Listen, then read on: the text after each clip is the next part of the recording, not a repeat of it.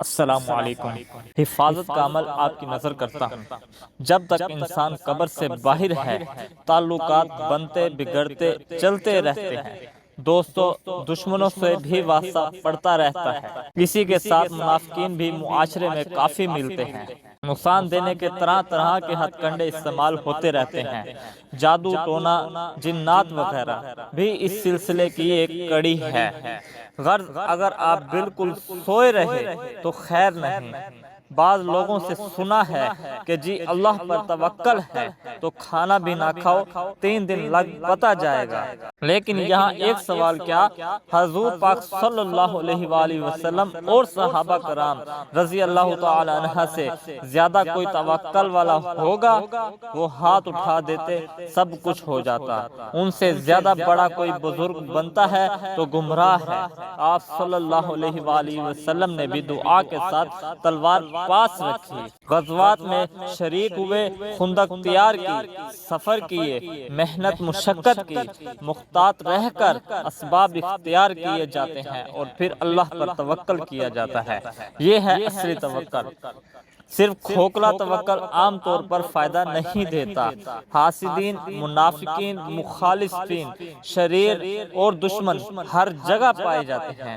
انہی سے حفاظت کا عمل بتا رہا ہوں۔ خالص الہام یا کشف یا جو بھی سمجھیں پر کمال کا اثر رکھتا ہے۔ مجھے بذات خود کبھی ضرورت تھی، اللہ پاک نے کرم کیا، الحمدللہ۔ طریقہ کار: رات سوتے وقت آپ نے بستر پر بیٹھ کر 11 بار آیت الکرسی اور 1 بار سورہ منافقون پڑھنی ہے، جو کہ پارہ نمبر 28 میں ہے۔ اس سورت میں 11 آیت ہیں۔ آپ نے ایک آیت پڑھ کر 1 بار سورہ قریش پڑھنی ہے اور پھر دوسری آیت پڑھ کر 1 بار سورہ قریش۔ غرض ہر ایک آیت کے اختتام پر 1 بار سورہ قریش پڑھی جائے گی۔ اس طرح ٹوٹل 11 بار سورہ قریش پڑھی جائے گی اور سورہ منافقون 1 بار۔ روزانہ 1 بار اسی ترتیب سے پڑھیں، آخر میں 11 بار آیت الکرسی۔ دشمن چاہے مالی ہو، جانی یا سیاسی، روحانی ہو، ظاہری ہو یا چھپے ہوئے ہوں، سب سے حفاظت رہتی ہے۔ کوشش کے باوجود کوئی نقصان نہ دے سکے گا انشاءاللہ، چاہے پورا لشکر ہی کیوں نہ پیچھے پڑا ہو۔ آپ کا یقین صرف اللہ پر ہونا چاہیے، جو سب سے طاقتور ہے، جس نے جزا و سزا کا اختیار اپنے ہاتھ میں رکھا ہے، نہ کسی انسان یا جن کے ہاتھ۔